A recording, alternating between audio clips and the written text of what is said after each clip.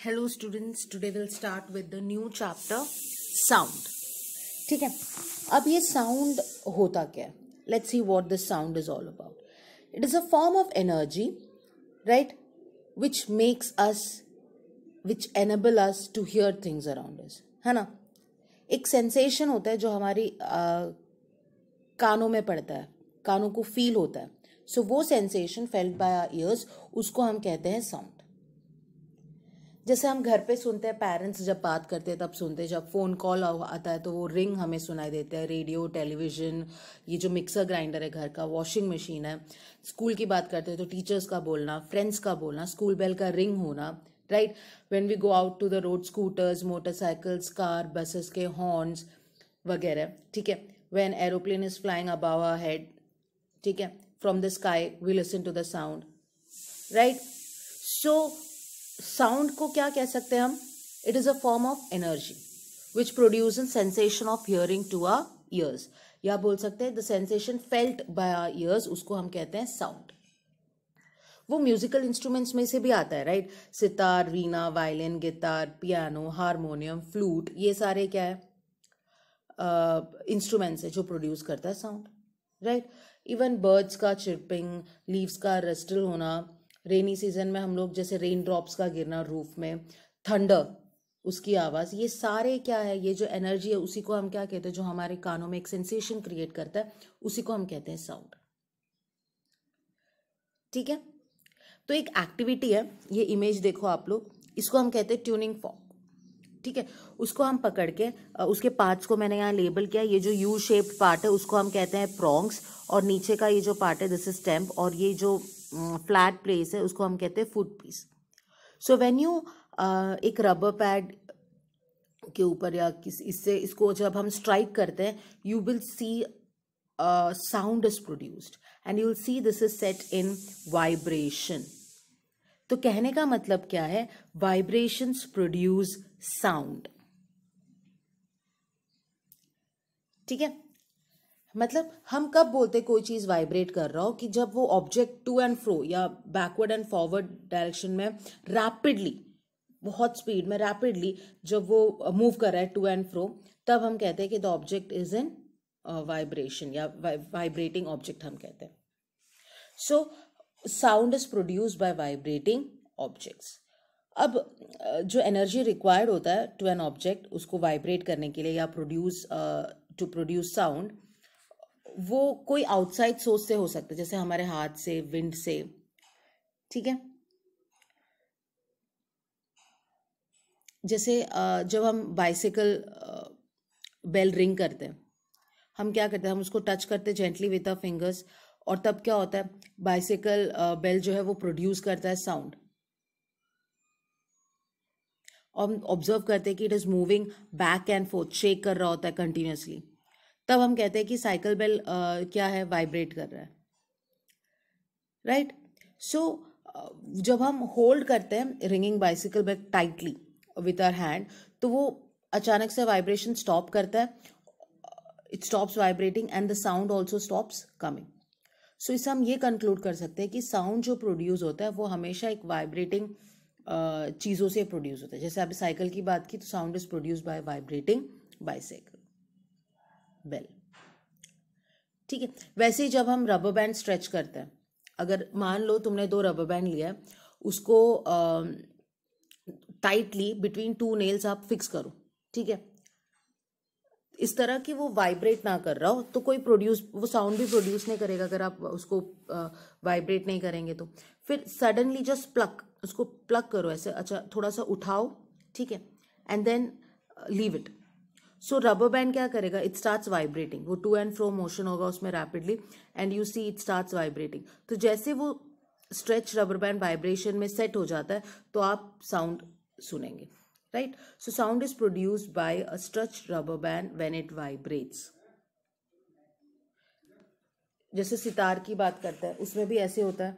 Sitar string जब vibrate करता है तब साउंड प्रोड्यूस होता है, बराबर. So you just need to keep in mind कि for the production of sound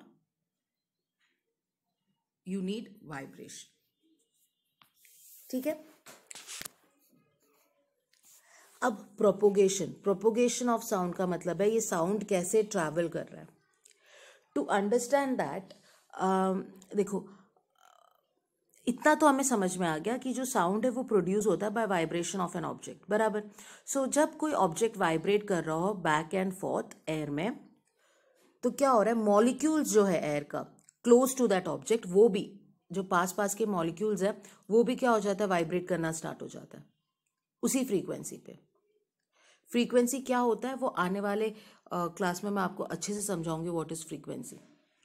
ठीक है. सो ये जो वाइब्रेटिंग एयर मॉलिक्यूल्स हैं जो मोशन में है, वो उसके नेक्स्ट लेयर वाले एयर मॉलिक्यूल्स को भी मोशन में सेट कर देता है, जिसकी वजह से सारे ही क्या होता है, बैक एंड फोर्थ मोशन में होते हैं. और सारे एयर मॉलिक्यूल्स अराउंड क्या प्रोड्यूस करता है, साउंड प्रोड्यूस करता है. And every air molecule will be in vibration. So vibrating molecules fall on our ears, और ये जो ईयर्स है वो फील करता है वाइब्रेशन एज साउंड.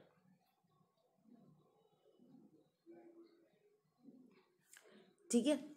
समझ में आ क्या होता है. एक मॉलिक्यूल्स देखो, अभी जैसे अगर मैं बात करती हूँ यहाँ पे, मान लेते छोटे छोटे एयर मॉलिक्यूल्स हैं. ठीक है.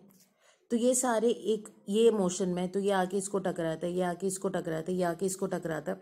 तो इसके आसपास के एयर मॉलिक्यूल्स में भी वो एनर्जी क्या होगा, ट्रांसफर होगा. तो अपने आप ऐसे करके जितने भी एयर मॉलिक्यूल्स एयर में प्रेजेंट है वो सारे ही वाइब्रेशन में सेट हो जाएगा. ठीक है. तो सारे एयर मॉलिक्यूल्स जो है साउंड प्रोड्यूसिंग ऑब्जेक्ट के पास वाले जो होते सारे वाइब्रेट करते बैक एंड फोर्थ, जिससे साउंड ट्रैवल करता है. ठीक है.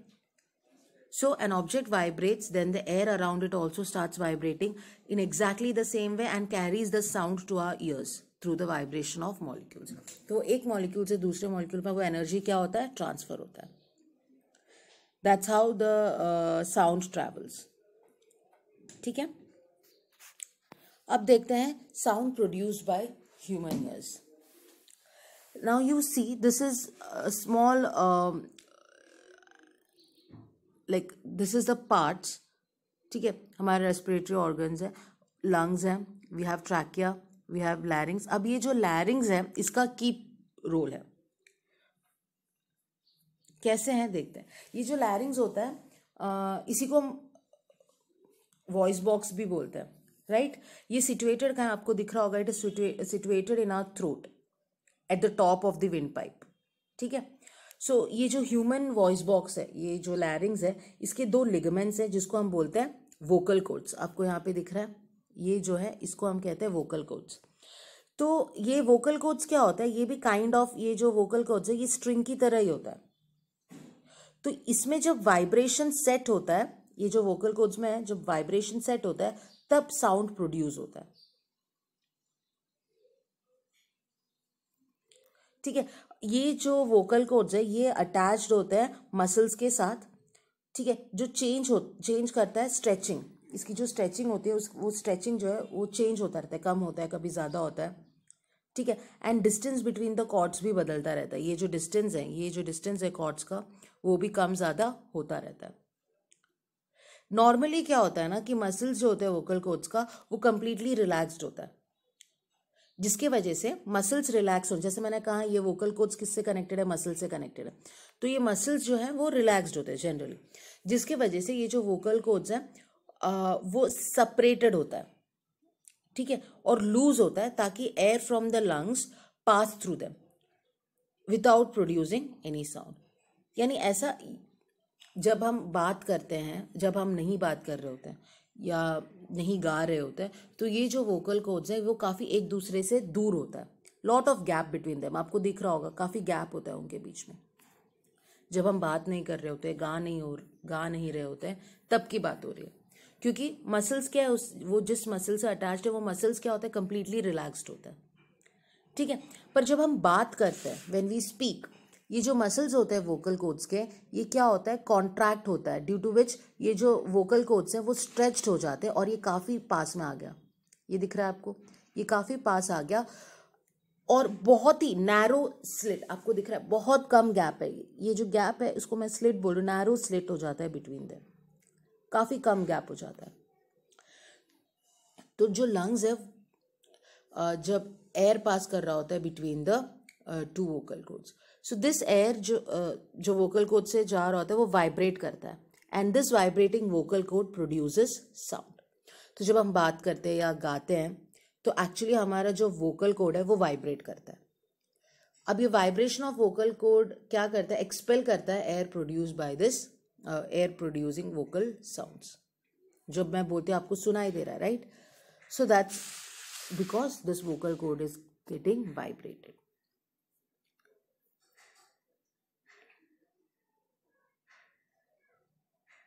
ठीक है. सो जो हमारे मसल्स अटैच्ड होते हैं वोकल कोड से वो कॉन्ट्रैक्ट और स्ट्रेच होता है. तो वोकल कोड्स क्या होता है, काफी टाइट एंड थिन होता रहता है. So sound of high frequency is produced. जब मसल्स रिलैक्स होते हैं vocal cords become loose and thick. इससे क्या होता है, sound of low frequency is produced. जैसे अगर मैन का जो वोकल कोड है वो होता है अराउंड 20 mm होता है चिल्ड्रन, और वुमन का जो होता है वो अबाउट 5 mm शॉर्टर होता है एक मैन से. सो ये वोकल कोड का शॉर्ट होने के वजह से जो पिच है वुमन का या मैन का जो अच्छा वुमन का जो पिच या फ्रीक्वेंसी जो है वो काफी ज्यादा होता है मैन से. अब जैसे छोटे बच्चों की आवाज वो तो आपको समझ में आती है. एक when a man is speaking and when a woman is speaking you understand the difference, right? Correct. एक आवाज में एक फ्रीक्वेंसी, एक पिच का डिफरेंस आपको रियलाइज होता है वहां पे. So a man generally have a vocal length, जो लेंथ वोकल कोड की जो लेंथ है वो मैन की ज्यादा है, 20 mm है, और वुमन का 5 mm उससे कम होता है. अब बच्चों की जब बात करते हैं, when we talk about children, children have very short vocal cords, जिसके वजह से उनकी फ्रीक्वेंसी जो होती है वो काफी हाई है. जब वो चिल्लाते रोते, यू अंडरस्टैंड, राइट? उनकी वॉइस काफी श्रिल होती है. ठीक है. तो वोकल कोड के लेंथ के वजह से आप डिफरेंट फ्रीक्वेंसीज या पिचेस आप रियलाइज करते हैं on man, woman and children. ठीक है. सारे क्या है, अलग अलग है. ठीक है. So this is how a sound is produced by humans. अब मैं बात कर रही हूँ कि sound needs medium for propagation. Correct, it is. Sound needs medium for propagation. एक मीडियम की जरूरत है for sound to travel. Medium का कहना मतलब सब्सटेंस, जहां वो सब्सटेंस जिसमें से साउंड ट्रैवल कर रहा हो उसको हम कहते हैं मीडियम. तो मीडियम क्या हो सकता है, सॉलिड हो सकता है, लिक्विड हो सकता है, या गैस हो सकता है. तो ये जो ट्रांसमिशन है, ये जो ट्रैवल करता है साउंड, उसी को हम कहते हैं प्रोपोगेशन ऑफ साउंड, राइट? तो मेरा कहने का मतलब है कि sound needs a solid, liquid, नहीं तो गैस फॉर ट्रांसमिशन. जब मैं बोल रही हूँ सामने वाला सुन पा रहा है, क्योंकि बीच में क्या है, एयर मॉलिक्यूल्स है. तो ये एयर मॉलिक्यूल्स वाइब्रेट करके क्या कर रहा है, ये साउंड एनर्जी को ट्रांसफर कर रहा है उस इंसान तक, जिसके वजह से उसको सुनाई दे रहा है. तो ये जो एयर है वो क्या हो गया, मीडियम हो गया. तो मीडियम चाहिए होता है, आइदर सॉलिड होना चाहिए, लिक्विड होना चाहिए, नहीं तो गैस होना चाहिए for the transmission of sound. ठीक है. तो साउंड क्या होता है, तीनों चीज से ट्रैवल कर सकता है, सॉलिड, लिक्विड एंड गैस, तीनों से ट्रैवल कर सकता है. लेकिन वैक्यूम यानी एम्प्टी स्पेस से साउंड ट्रैवल नहीं कर सकता है. दैट्स व्हाई आई से it needs a medium for propagation. Alright. तो ये जो इमेजेस है वो कुछ एक्टिविटीज है जिससे आपको ये समझ में आ जाएगा कि sound actually needs solid, liquid और गैस टू ट्रैवल. ठीक है. पहला इमेज देखो, ये वाला जो इमेज है, तो एक टिन कैन है, इसके दोनों के पास एक टिन कैन है और वो टिन कैन अटैच्ड है थ्रू अ थ्रेड. मान लेते एक 20 मीटर्स लॉन्ग थ्रेड है ये. ठीक है. और दोनों के सेंटर में होल है, वहां से थ्रेड कनेक्टेड है. सो ये जो टिन कैन्स है, अगर एक बच्चा यहाँ से कुछ बोल रहा है, if he speaks into one tin can, तो दूसरा यहाँ से क्या कर सकता है, सुन सकता है, जब वो अपने कान वो टिन कैन के पास ले जाएगा. तो इसका कहने का मतलब क्या है कि साउंड क्या ट्रैवल कर सकता है हर सॉलिड से या मेटल से, जैसे iron, steel, would, brick, stone etcetera. ठीक है. अब जैसे ये बच्चे ने टेबल पे वो क्लॉक, उसका अपना वॉच निकाल के रखा हुआ है. ठीक है. And when he is placing his ears close to the wooden table, he can listen to the ticking of the wrist watch. तो यहाँ पे क्या हो रहा है, एनर्जी ट्रांसफर हो रहा है थ्रू वुड. वुड क्या है, सॉलिड है. यहाँ पे देखो, एक बंदा इस तरफ दीवार के इस तरफ डोर को हिट कर रहा है, तो उस तरफ बैठा हुआ इंसान when he is placing his ears close to the door he can listen to the sound. तो वहां पे भी एनर्जी ट्रांसफर हो रहा है सॉलिड के थ्रू। अब नाउ लुक एट दिस, ये जो वाटर प्रेजेंट है उसके नीचे he has put a bell, ठीक है। So when he rings the bell, when he puts his ears close to the water surface, he hears the ringing of bell. यानी वो air, जो साउंड है air के थ्रू, सॉलिड के through, water के through, liquid के through सब carry होता है, सब ट्रैवल होता है। So it needs medium for propagation. अब जब बात कर रही हूं मैं दूसरे स्टेटमेंट का कि it can not travel through vacuum, उसका एक एक्टिविटी है। एक रिंगिंग बेल जो है, एक रिंगिंग बेल को एक एयरटाइट ग्लास जार कंटेनर के अंदर रखा हुआ है, जैसे ये पहला फिगर है, ठीक है। तो हमें क्या होगा, sound of ringing bell is clearly heard, हमें सुनाई देगा। मतलब air is present inside the glass jar, तो साउंड क्या होता है, ट्रैवल कर रहा है through it and then it reaches our years.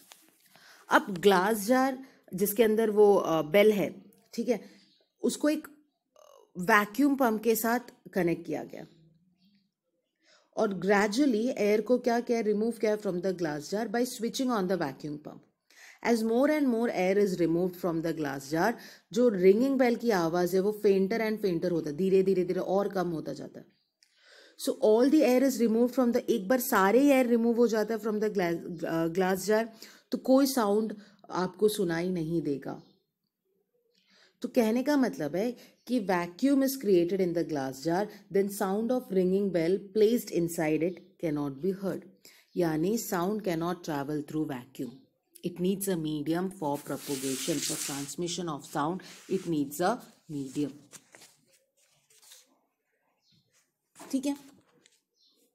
यानी जब क्लैपर जब हिट, यहाँ पे जब बेल जब हिट कर रहा है क्लैपर को, तो बेल वाइब्रेट कर रहा है। So vibrating bell makes the nearby air molecules to vibrate back and forth. So ये जो एयर मॉलिक्यूल्स है make the next layer of air molecules to vibrate. तो अल्टीमेटली जो एयर मॉलिक्यूल्स है around the ringing bell starts vibrating and it reaches our ears, और जिसकी वजह से हमें साउंड सुनाई देता है। पर जैसे हम एयर निकाल देते हैं, रिंगिंग बेल ये जो वैक्यूम क्रिएट कर देते हैं, वहां से पूरा एयर को जब निकाल देते हैं, तो वाइब्रेशन जो है वो एयर मॉलिक्यूल्स है ही नहीं, तो हम तक पहुंचेगी नहीं वो, ठीक है। वो वाइब्रेट, अगर एयर मॉलिक्यूल्स वाइब्रेट करेगा तब हम तक पहुंचेगी। वाइब्रेशन जो है वो पहुंचती नहीं है, जिसकी वजह से हमें आवाज सुनाई नहीं देता है, ठीक है। सो इतना समझ में आ गया होगा कि sound can not travel through vacuum. Now I have few questions. जैसा पहला क्वेश्चन, मून पे साउंड क्यों नहीं होता? इसका जवाब बहुत सिंपल है, राइट। क्या है कि मून हैज नो एयर और एटमॉस्फेयर, है ना, ये तो हमें पता है। मतलब वहां पे क्या है, वैक्यूम है, एम्प्टी स्पेस है सरफेस ऑफ मून में। तो अभी मैंने बताया कि sound can not be heard on the surface, कहीं से भी आवाज नहीं आएगा अगर वहां पे एयर नहीं है। तो अगर वैक्यूम है तो वाइब्रेशन में सेट करने के लिए you won't have anything, so you will not listen to the sound produce. तो सरफेस ऑफ मून में भी वही होता है, क्योंकि वहां पे एयर नहीं है on the moon to carry the sound waves, तो आपको आवाज नहीं पहुंचेगी। तो हम बात नहीं कर पाते, we can not talk to one another directly on the moon, जैसे हम यहाँ पे करते हैं। मतलब if you see an astronaut talking to another astronaut on the moon, आपको उनकी लिप्स मूवमेंट दिखाई देगी, but you not, there won't be any sound. वो इसलिए क्योंकि sound can not travel through the vacuum, ये मैंने आपको अभी बताया, ठीक है। जो मून सरफेस में एग्जिस्ट करता है वैक्यूम ही है, ठीक है। So there is no air in the outer space to carry the sound waves, it is all vacuum in outer space, due to which sound can not be heard in the space. इसीलिए जो astronaut जो land करते हैं या outer space में walk करते हैं, are not able to talk directly to each other. तो वो वायरलेस सेटअप्स होते हैं ना, रेडियो वेव्स यूज करके वो एक दूसरे से कम्युनिकेट करते हैं, ठीक है। अब दूसरा जो क्वेश्चन है कि जो फ्लैश ऑफ लाइटनिंग है वो पहले दिखाई देता है, फिर जो थंडर है उसकी आवाज आती है, ऐसा क्यों? अब देखो, जो स्पीड है साउंड का है वो डिपेंड करता है कि किस तरीके का मीडियम है। ठीक है, जैसे एयर में जो स्पीड होता है साउंड का वो 340 मीटर पर सेकेंड है, वाटर में जो स्पीड है वो 1500 मीटर पर सेकेंड है, वो सॉलिड में जैसे आयरन या स्टील की बात करते हैं तो उसकी जो स्पीड है, साउंड की जो स्पीड है वो 5000 मीटर पर सेकेंड है अप्रॉक्सीमेटली। ठीक है, अब जब मैंने कहा कि एयर में जो स्पीड ऑफ साउंड है वो 340 मीटर पर सेकेंड है, तो कहने का मतलब है कि साउंड ट्रैवल करता है अ डिस्टेंस ऑफ 340 मीटर एक सेकेंड में। समझ में आया? ठीक है, सो इसीलिए जब मैं कहती हूँ कि जैसे मैंने कहा स्पीड ऑफ साउंड जो एयर में वो 340 मीटर पर सेकेंड है, और स्पीड ऑफ लाइट जो एयर में है, लाइट की जो स्पीड है, ठीक है, पहले जो मैंने बोला speed of sound in air था, अभी मैं कह रही हूँ स्पीड ऑफ लाइट जो एयर में वो 3 × 10⁸ मीटर पर सेकेंड है। जिसका मतलब है कि जो साउंड ट्रैवल करता है वो at a low speed travel करता है when compare to light. Light की स्पीड ज्यादा है एयर में कंपेयर टू साउंड। इसीलिए क्या होगा, स्पीड ऑफ साउंड बहुत बहुत ज्यादा होने की वजह से हमें क्या होगा, लाइट पहले नजर आएगी फिर साउंड नजर आएगी, साउंड सुनाई देगा आपको। ठीक है, it is due to the very high speed of light we see the flash of lightning first, and it is due to very low speed of sound that the thunder is heard little later. Simple सी बात है।